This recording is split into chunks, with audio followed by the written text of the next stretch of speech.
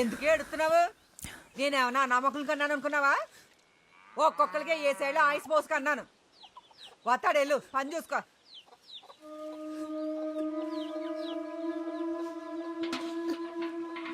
వస్తాడు ఎక్కడ పోతాడు రాక.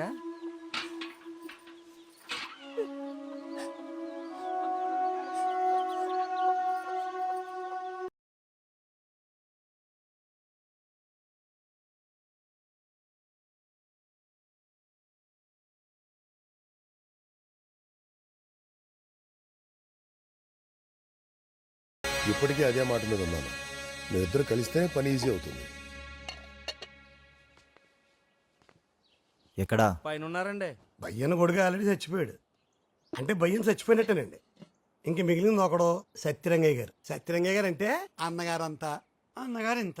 మీరు అట్టే ఆలోచించుకుని అనౌన్స్మెంట్ ఇచ్చేయండి, సీడ్ ఇచ్చేద్దరు. మేము మీటింగ్లు ఎట్టేసుకుంటాం, ఊరేగింపు స్టార్ట్ చేసేస్తాం.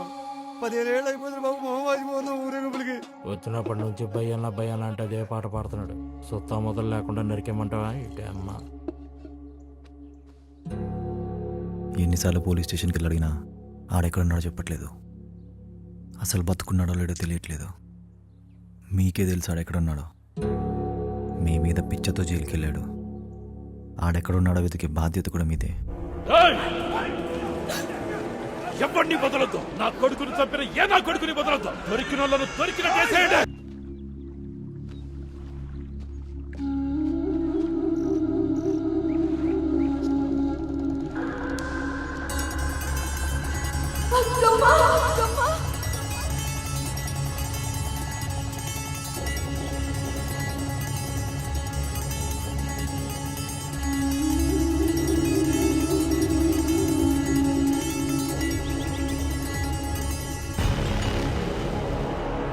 ఇదిగో ఇది ఉంచు, మళ్ళీ రాత్రికి వస్తా.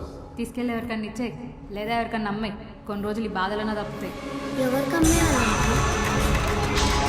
గౌరి తీసుకొచ్చింది ఎవరినో కాదు. ఈ విషయం ఎవరికి చెప్పద్దు. ఈ రోజు కూడా అది ఎక్కడ పెరుగుతుందో, ఎవరికి ఇచ్చిందో ఎవరికి తెలియదు. ఎక్కడ దాచారు? ఎక్కడ దాచారు దాన్ని? ఎక్కడ దాచారు? నువ్వు చెప్పవే. ఎక్కడ దాచవే దాన్ని? చెప్పవే, చెప్పు.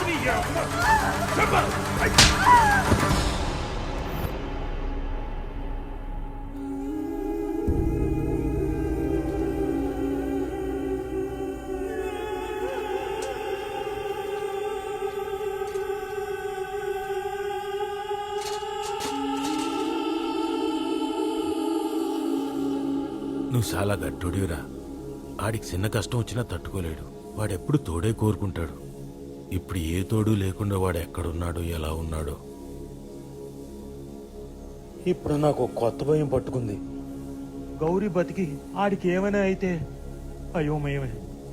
ఆడు బతికుండి గౌరీకి ఏమైనా అయినా చేతులు కాళ్ళు ఆడట్లేదురా.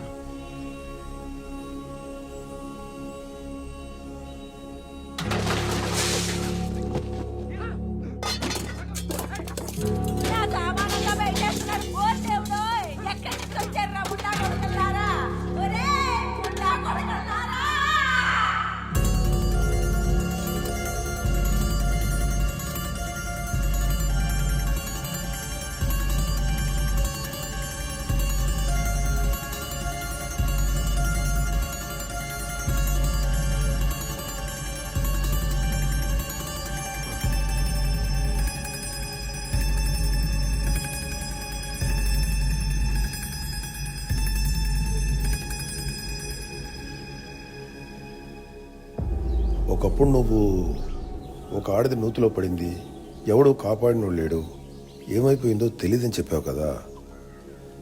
ఆమె పేరేంటి? అక్కమ్మ.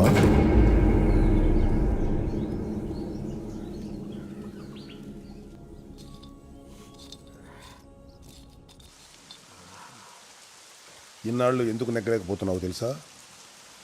భయం వల్ల. అంతా నేనే. పుట్టిన ప్రతి నా కొడుకు నాకు సేవ చేయడానికే పుట్టాడు.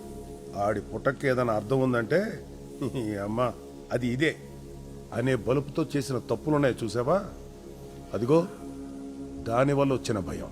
ఇక్కడంతా కడుపులో కత్తులెట్టుకునే వాళ్ళకన్నా కళ్ళల్లో ఒత్తులెట్టుకునే వాళ్ళు ఎక్కువ. బతకాలనే కోరిక, ఎదగాలనే ఆశ, భగవంతుడు ఒక్కోళ్ళకి రాత రాస్తాడు, ఒక్కోళ్ళకి కోత కోస్తాడు. రాత నీకు రాశాడు, కోత ఆళ్ళకి బిగిల్చాడు. అయినా వాళ్ళు తగ్గలేదు, జెండా పెట్టారు.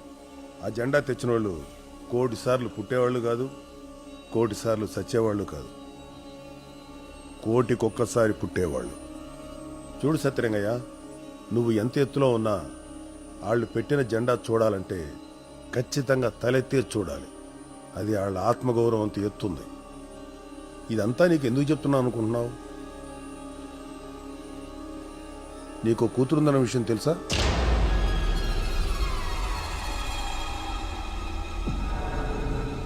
తను ఇక్కడే పెరుగుతుందన్న విషయం కూడా తెలుసా? ఆ జెండా పెట్టిన వాళ్ళే పెంచారని తెలుసా?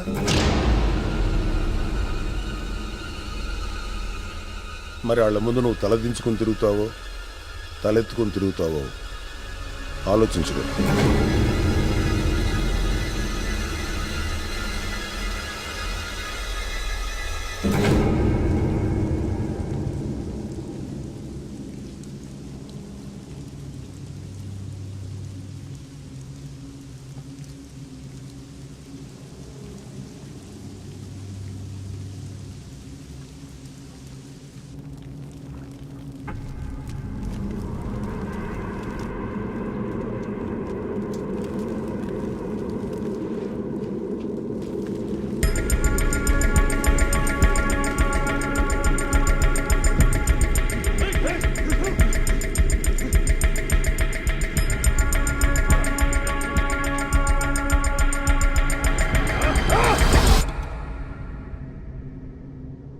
మనసులో ఏదో చెప్పాలనుకుంటున్నావు, పైకి చెప్పలేకపోతున్నావు. ఏదో గట్టిగా నలుగుతానే ఉన్నావు. నువ్వు ఇక్కడే ఉండు, ఎక్కడికి వెళ్ళకు. నాన్న వచ్చేస్తాడు.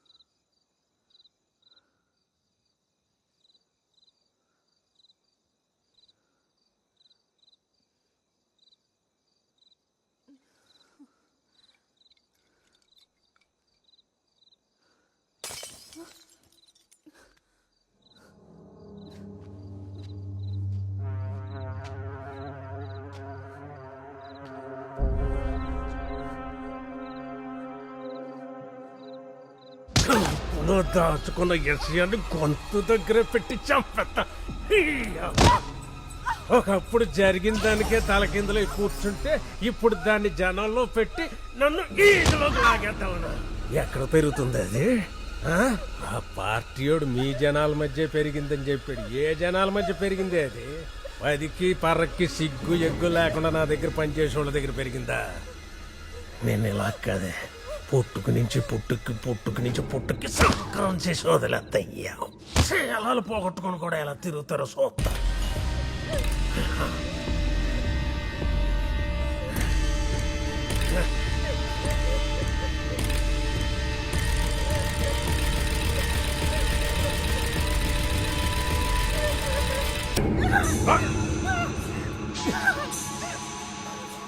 ఇదెవరో తెలుసా? దీని పుట్టుగడ్డ తెలుసా?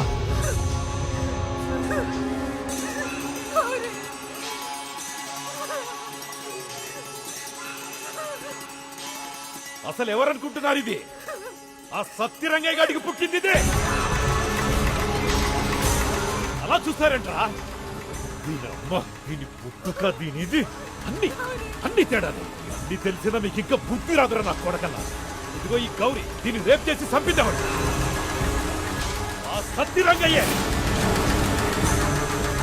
ఇదిగో వీడన్నా ఉన్నాడో సచ్చాడో తెలీదు. అన్ని కూడా ఈ పార్టీకి ఆ సత్యరంగయ్య చంపేసి ఉంటాడు. వాడింకా ఉన్నాడనుకుంటున్నారా మీరు?